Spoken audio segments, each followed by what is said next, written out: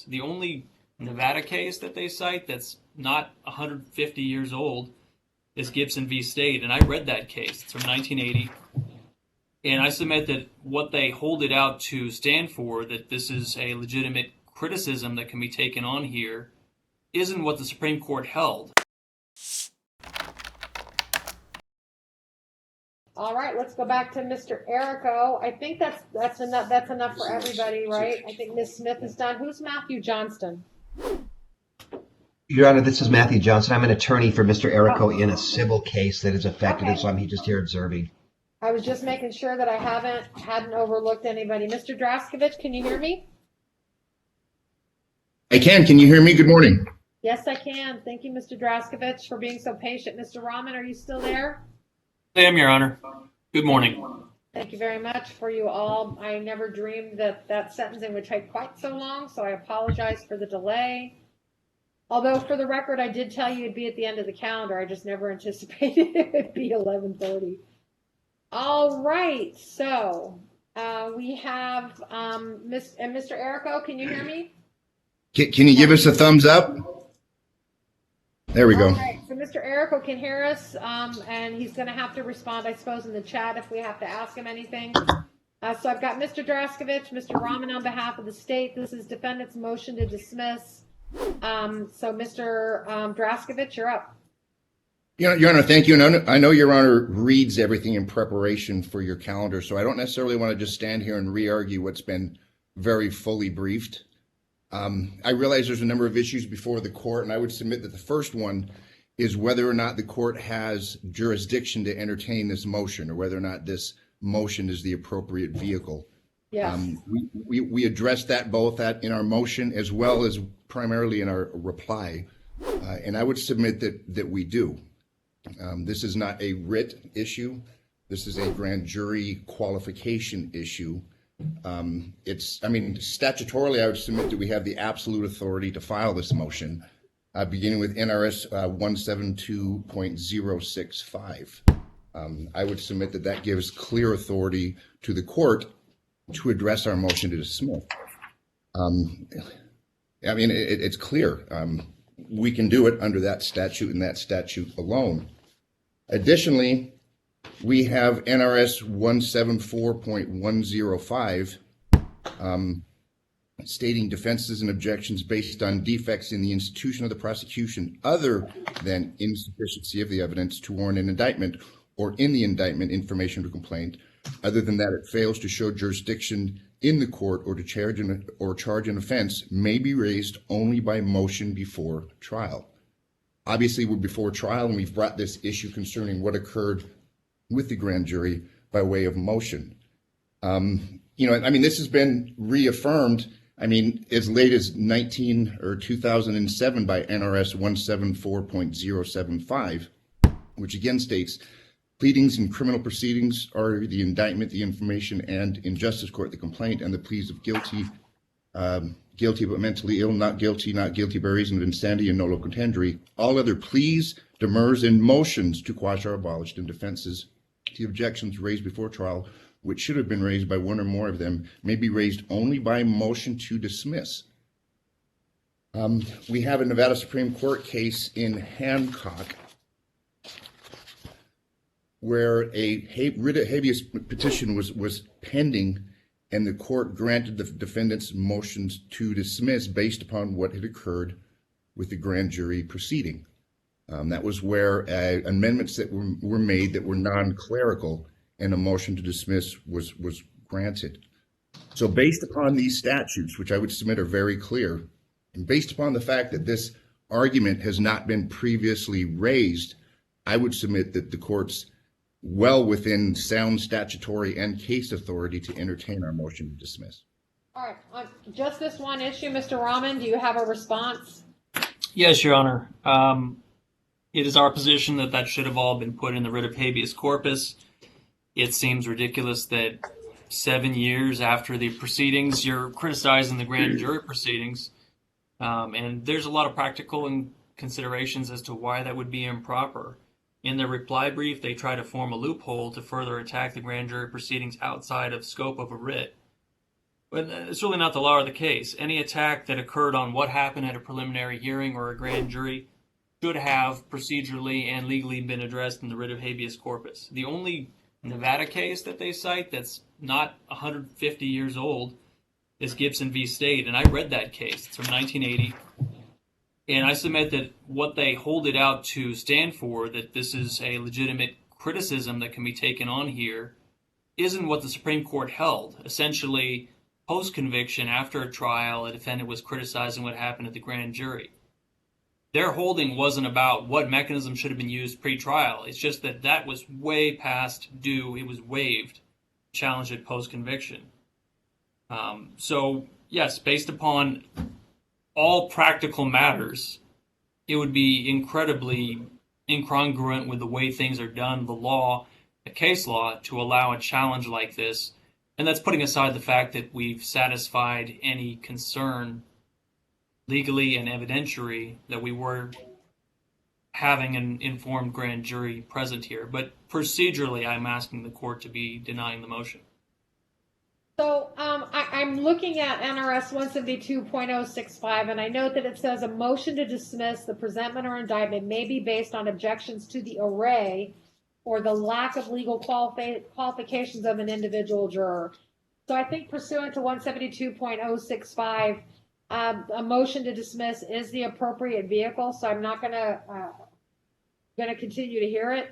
I do note the irony of the rest of that statute, however, in light of the rest of our argument, which says that a presentment shall not be dismissed on the ground that one or more of the members of the grand jury were not legally qualified if it appears from the record kept that 12 or more jurors, after deducting the number not legally qualified, concurred in finding the presentment or indictment. So I think therein lies your problem, Mr. Draskovich. So I'm assuming that's the next part of your argument. I'm ready to hear it. It is. I'm good to go. Okay. As this was fully briefed, it's our contention that there were not 12 informed jurors. We cite to the Gibson case. In this case, during the presentation of evidence, we had the absence of two grand jurors, and there was no record kept as to whether or not they were actually informed, whether they'd read transcripts. It's obviously incumbent upon the state to prove that. It's not incumbent upon the defense to disprove that. And there's no record whatsoever, and Mr. Raman talks about the irony. We have an affidavit that shows up as to just one some 7 years later. So it's our contention in the first part of our brief, and there's a second argument to be made, but we did not have 12 informed jurors. Therefore, this was an unqualified grand jury, and for that reason, this indictment must fail. So I believe the two jurors in question are Mr. Rand, I think, and Mr. Strand. Have I got those names right? Rand and Mitchell. Mitchell. Correct. All right. I didn't mean to cut you off, Mr. Draskovich. No. It's my understanding that Mr. Mitchell has since passed away. Is that accurate, Mr. Raman? Yes, Your Honor, about a year and a half ago. All right. Mr. Raman and Mr. Draskovich, you were done with that particular part of your argument? Yes, Your Honor, I am. All right. Go ahead, Mr. Raman. So the interesting thing about it is, while the defense said this is procedurally proper for a motion to dismiss, which the court has now agreed with, we would still disagree. They're saying we can't supplement the evidence. Now, if this were a writ of habeas corpus, yeah, we're stuck with the record. But this is a different kind of motion. So the fact that we have an affidavit that blocks that, it's kind of an interesting little corner they've painted themselves into. They have to accept that evidence because this is not a writ. I mean, I agree. Mr. Draskovich, you want to respond?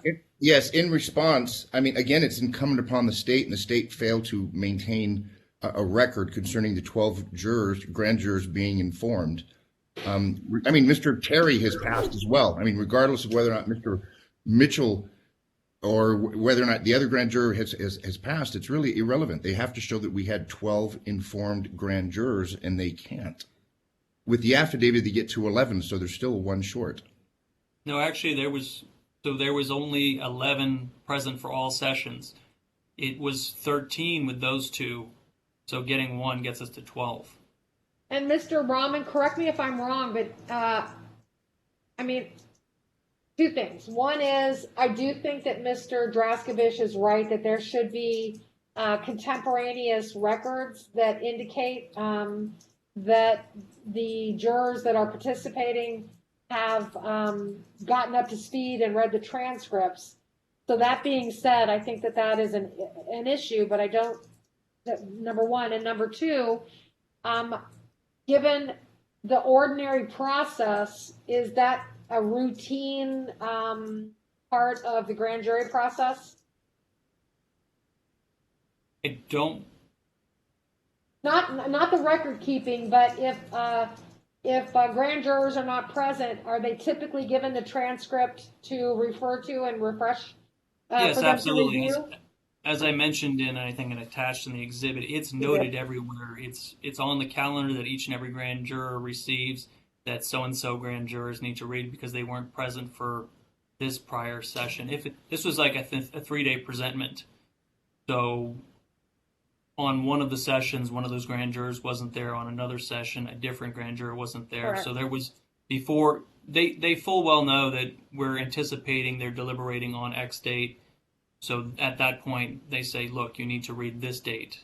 And that's what was presented for them. Then transcripts are prepared.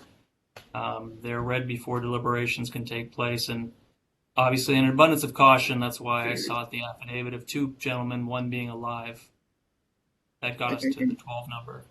Because they weren't criticizing the other grand jurors. They were criticizing the 2 men, Mitchell and Rand. Yes, I understand And again, that. I would ask the state to point to this record on this specific case where that occurred. Yes, I believe I attached it in exhibits to the motion. We had some hiccups with this motion. It was originally filed and then withdrawn because the redactions on the grand jury paperwork bled right through. So they're definitely in there. So, And I would Mr. submit to the court that we don't have a record in this case that they were actually informed and that they had reviewed the transcripts. I'm sorry, Mr. Raman, did you hear that? What Mr. Draskovich said? Yes. Yeah, I don't think outside of him just saying that it's true, because it's Okay. not. I've got everything that says it isn't. Well, and the state's making the representation that they were in fact informed and read the transcripts, and I don't see that. Mr. in the record. Draskovich, I'm looking at Exhibit 2. It says continued from May 14th and June 4th. Transcripts were on the table for review. Raymond was out on May 14th. What's Raymond's last name? Rand. Rand was out on the 14th and previously given a transcript. Stephen needs to read, and Stephen's last name is Mitchell. Correct. Needs to read the June 4th transcript. So I'm noting that document has been provided. And Mr. Raman, was that kept contemporaneously then with the grand jury proceedings? Yeah, these are internal logistic documents that the grand jury secretaries and staff use. They're never. I believe they do come before the chief judge when they do presentments. But yeah. And then I'm noting Exhibit 3, which is Mr. Rand's affidavit, which the court is accepting. So, Mr. Draskovich, is there anything you'd like to say before I rule on this specific issue? No, I'll submit it, Your Honor. All right. So the court is finding that that Mr. Rand and Mr. Mitchell were provided with transcripts. We only have Mr. Rand's affidavit, but we have the contemporaneous documents which indicate that transcripts were available and they needed to read them, and that Mr. Rand was previously given the transcripts. Therefore, I am finding that there were a sufficient number of grand jurors available at the time they made their findings to have and they were legally qualified. So I am denying that portion of the motion to dismiss. Was there anything else, Mr. Draskovich, that you wanted to find? Or As to that issue, I believe Your Honor's made your ruling. Obviously, our position is that there was not a showing that the transcripts were actually read, in a contemporaneous. I understand record. your argument. On this argument, I will submit it. All right, and hang on, I'm just writing a note.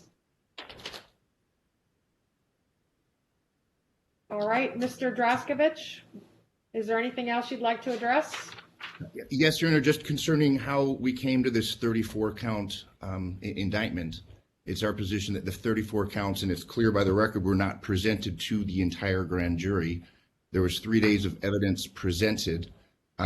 We had addressed in one of our exhibits the language that's X'd out that was never addressed or presented to the grand jury, say Defense Exhibit 4. From what I can glean from the record, they were initially given a 4-count indictment. There were 3 days of testimony, and then there was basically a 12-minute, and I can only qualify this as an argument by the state concerning, and they're not amendments. I mean, at one point it's stated by Mr. Raman that those 4 counts are no longer there. So it's not like these 34 counts were somehow incorporated in those 4 counts. We've got, we go from 4 to 34. We have 30 additional jeopardies now that are being created, and there's no record whatsoever that this was presented to the grand jury. It appears that Mr. Mitchell signed off on the amendments that Mr. Raman had made, but there's no indication whatsoever that those amendments in writing were deliberated upon. NRS 172255 requires that the grand jury vote on each count included in the indictment, and NRS 172.005 requires that the indictment be in writing. This record is completely devoid of that. And once again, if we had clerical errors, and I know Mr. Raman's argument will be, well, we do this all the time. Well, that's when there are clerical errors or clerical changes. To go from 4 counts to 34 counts, that's not clerical. Additionally, there's 9 different theories of theft, and those aren't addressed. Basically, so we have this grand jury deliberating for 6 minutes, coming back, requesting that the state prepare an indictment, and then we have Mr. Mitchell signing off on it and it being filed a day later, and it appears that completely invades the province of a grand jury, and we basically have the state of Nevada unilaterally deciding on charges and ultimately obtaining them against my client. All right, Mr. Raman? As I put in my motion, actually my response, essentially the blackout exhibit that the defense prepared, I thought it was disingenuous, because when you really look at what was presented to the grand jury as far as the dates, the amounts, the theories of liability, all of that information, or at least 99% of it, was presented to the grand jurors. So when you black mark out 80 to 90% of a count in a way that doesn't comport with what was actually presented, it paints an unfair picture to the court. And I tried to undo that and kind of pull back the veil in my motion by using a number of underlines and double underlines as to what was presented. But essentially what we had was originally 4 counts. The case was prepared in a way where when Mr. Errico was trying to defend his theft from his various clients, he would say, okay, I'm going to use it for this. No, it was actually for this. It was for a CPS matter. It was for doing extra hard work. And all of that was presented methodically. The grand jurors were warned and prepared early that this indictment would in fact change when they were given the 4-count indictment. And then it was methodically noted what counts correlated to what conduct and what language. So when we draw back what was actually presented to them, they did have all that language. Was it in a completely prepared written form? Obviously not. But as is done commonplace in the Justice Court, things are amended. That is the law of the land. Phillips v. Ray, Wajewska v. 8th Judicial District Court. Things are often amended. So this had to be done in the most logical way because of the way Mr. Errico conducted himself with his clients and defended how he, quote unquote, earned this money. So it's all laid out there. It took a lot to prepare and write. It would take even longer to speak it, but Your Honor has this. So I saw it. Yeah. Mr. Draskovich, did you want to? Oh, Mr. Raman, I'm sorry. Were you done? I didn't mean to cut you off. No, I am done. I'm All right, glad that. Mr. Draskovich, did you want to respond to his arguments? I do, Your Honor. Obviously, we're not here to try the case this morning. I mean, the questions are whether or not state's actions comported with NRS 172. I want to point out on page 25 of my reply brief, post deliberations, the state unilaterally extended the statute of limitations by extended, or the dates, in order to have a number of these offenses fall within the statute of limitations, and that was not presented to the grand jury. So again, I would submit there were material changes made that were not presented to the grand jury that were included in this 34-page or 34-count indictment. Stand by. What page was that? 24? Page 25. 25. Hold on. There are no page numbers on the one I have.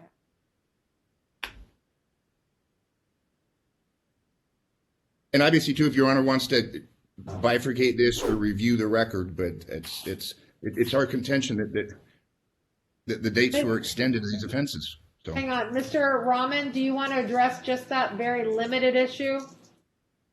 Is he speaking on the indictment, page 25? Because this wasn't briefed in any of the briefings. 25 of his reply, which I am Page now 25 of turning his to. reply. The material amendments to the indictment post deliberations. Stand by.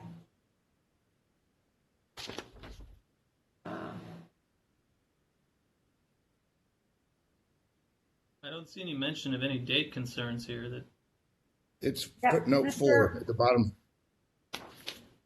footnote. I don't Where is see a it? footnote. I don't see it. Oh, okay. The footnote. A footnote on page 25 of the reply? Yes, Your Honor. I see it now. Oh, Lord, I don't see it. Stand by. Yeah, those dates were included in Colin Haynes' work product. He was the forensic accountant who presented these matters to the grand jury. Stand by. Let me look through this. Oh, there's the footnote. It was also additionally all over the paperwork that Mr. Errico tended to the State Bar of Nevada. And whether or not that was that presented to the grand jury, though, and it's my contention is that based upon my Every review, single correspondence he had with the State Bar was presented to the grand jury. We did our part to present everything that Mr. Errico thought was valuable in his defense, as is our duty.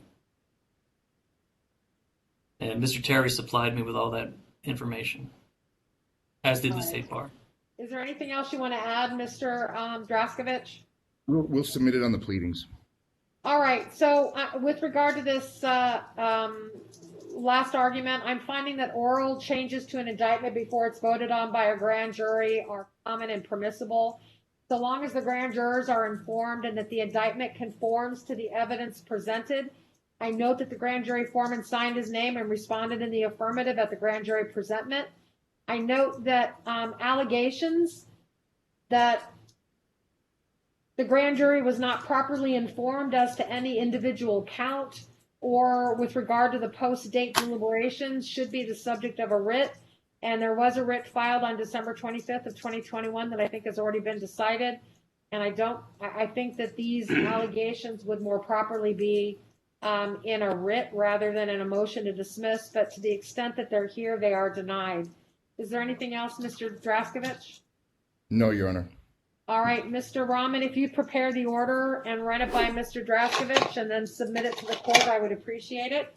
Yes, Is Your there Honor. anything- We'll wait for the minutes and then prepare an order, if that's okay. And if you want, you can ask, and she'll burn you a copy of the argument on a disc. That would be really I'm helpful. so behind.